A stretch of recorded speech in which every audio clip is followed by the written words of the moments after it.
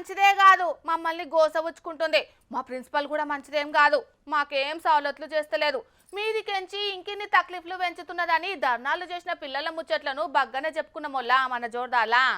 ఇక అట్లనే మా సార్ని ఎక్కడికి ట్రాన్స్ఫర్ చేయొద్దు, మా బల్లనే ఉంచాలి అని లొల్లికి దిగిన పిల్లల ముచ్చట్లను కూడా చెప్పుకున్నాం మన జోర్దార్లా. అట్లనే ఇప్పుడు గీ బడి పొలగాన్లోల్లా వాళ్ళ తల్లిదండ్రులు కూడా ఏం చేసిండ్రో చూడుండ్రి.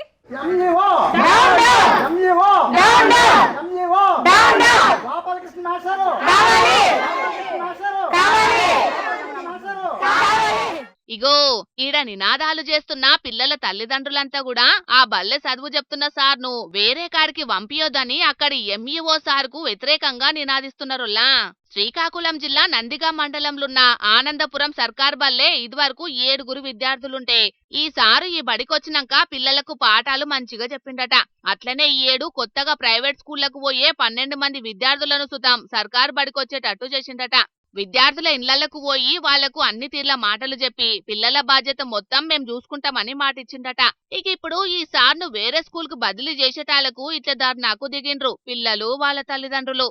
గోపాలకృష్ణ సారు మాకుండాలి, మాకు ప్రతి పాఠం క్షుణ్ణంగా నీట్గా అర్థమయ్యేటట్టు చెప్తారు. కుర్చీ మీద కూర్చోకుండా మాకు మధ్యలో కూర్చొని ప్రతి ఒక్క పదాన్ని క్షుణ్ణంగా ఎక్స్ప్లెయిన్ చేసి నీట్గా చెప్తారు. అందుకే మాకు గోపాలకృష్ణ సార్ కావాలి, లేకపోతే టీసీ పట్టుకొని వెళ్ళిపోతాము. విన్నారు కదా ఈ బుజ్జవ్వ మాటలు. ఆ సారు అంత గొప్పగా పాఠాలు చెప్తుండే కాబట్టే వీళ్ళందరికీ అంత ఇష్టమయ్యిండు ఆ సారు. మరిగా దీని మీద ఆ సారు ఏమంటున్నాడో కూడా ఇనుండ్రో పారి. మమ్మల్ని నమ్ముకొని వచ్చిన విద్యార్థుల్ని ఇంకా విద్యా ప్రమాణాలు పెంచుదామనుకొని నవోదయకి ఇప్పుడు 5వ తరగతి పిల్లలు ఉన్నారు, వాళ్ళకి నవోదయకి తయారు చేద్దామని ఇలా నవోదయకి కూడా అప్లై చేద్దామని అప్లికేషన్లు ఫోటోలు పిల్లల దగ్గర తీసుకోవడం జరిగింది సార్. ఇవన్నీ చేస్తున్నాము. 1వ తరగతి విద్యార్థుల్లో ఉన్న ప్రమాణాలు ప్రతి విద్యార్థి మీద ప్రత్యేక దృష్టి పెట్టి ప్రతి విద్యార్థిని మంచిగా అంటే ఇండివిజువల్గా ఒక్కొక్క విద్యార్థి మీద దృష్టి పెట్టి ఆ విద్యార్థి స్థాయికి తగ్గట్టుగా విద్యను అందించాలని నేను అనుకుంటున్నాను. అనుకునే తరుణంలో ఇదే మాట తల్లిదండ్రులకు కూడా చెప్పాను, వారు కూడా ఒప్పుకున్నారు. ఒప్పుకొని జాయిన్ చేసిన తర్వాత ఇట్లాంటి పరిస్థితి వస్తుందని నేను అనుకోలేదు సార్. ఈ విషయం పట్ల నేను చాలా బాధపడుతున్నాను సార్. పాపం ఈ సార్కు సుతం ఈ పిల్లల్ని ఈ బడిని ఇడిచిపెట్టి పోవుడు ఇష్టం లేనట్టున్నదులా. మమ్మల్ని నమ్ముకొనొచ్చిన పిల్లల్ని గొప్పగా తీర్చిదిద్దుదామని అనుకుంటే నడిమిట్లనే వేరే కాడికి పంపిస్తే పిల్లల చదువులు దెబ్బతింటాయని బాధపడుతున్నాడు. ఇక అటు పిల్లల తల్లిదండ్రులు సుతం ఈ సారే ఉండాలి, ఆయనను ట్రాన్స్ఫర్ చేస్తే మాత్రం మా పిల్లలందరికీ టీసీలు ఇచ్చి పంపిండ్రని కరాఖండిగా చెప్తున్నారు.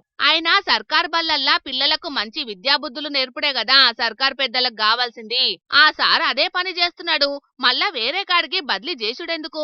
ఈ సార్ను వేరే కాడికి పంపుడు, మళ్ళా ఇంకో సార్ను ఇక్కడికి తీసుకొచ్చుడెందుకు? ఈ సారును ఇక్కడనే ఉంచితే అయిపోతదని అంటున్నారు పిల్లల తల్లిదండ్రులు. మరిగా విద్యాశాఖ అధికారులు ఏం చేస్తారో తెలియదు గాని ఒక్కో కాడ చక్కగా చదువు చెప్పని సార్లుంటే ఈడ చదువు మంచిగా చెప్తానంటున్న సార్ను ఎందుకు ఇబ్బంది పెడుతున్నట్టో ఏందో అక్కడ అధికారులకే తెలవాలి పోండ్రి.